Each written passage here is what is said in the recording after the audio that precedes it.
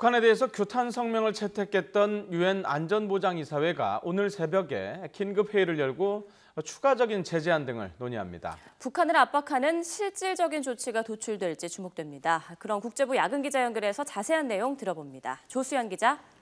네, 조수연입니다. 자, 회의가 새벽이라고 하는데 정확하게 안보리 회의 언제 시작이 됩니까? 네, 유엔 안보리는 뉴욕 현지 시간으로 오후 3시, 한국 시간으로는 새벽 4시에 긴급 회의를 개최합니다. 북한 문제 논의는 회의 개최 후 1시간쯤 지나서 본격적으로 시작될 것으로 보입니다. 안보리는 그동안 실무 차원에서 북한에 대한 원유 수출 금지, 북한 노동자 해외 파견 금지 등을 검토해 왔고요. 앞서 프랑스와 들라트 유엔 주재 프랑스 대사는 안보리가 북한에 대한 추가 제재안을 검토 중이라고 밝히기도 했습니다. 다만 이번 회의는 실질적인 대북 제재 조치를 도출하기보다는 상임이사국들이 의견을 교환하는 수준에 그칠 가능성이 크다는 전망이 많습니다.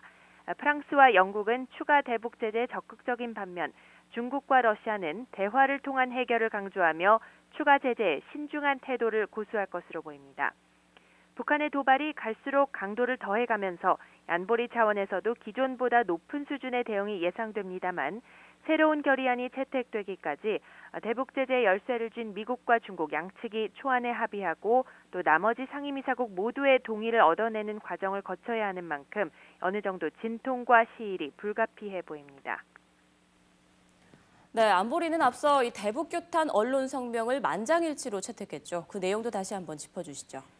네, 안보리는 성명에서 지난 14일 북한이 감행한 탄도미사일 발사를 강력히 규탄했습니다. 북한의 불법적인 탄도미사일 발사는 핵무기 운반 기술을 개발하기 위한 목적이라며 북한이 다시 도발에 나설 경우 추가 제재를 포함해서 중대 조치를 취할 수 있다고 경고했습니다. 안보리는 북한이 구체적인 행동을 통해 비핵화의 노력을 보여야 한다며 더 이상의 핵과 미사일 시험을 하지 말 것을 촉구했습니다.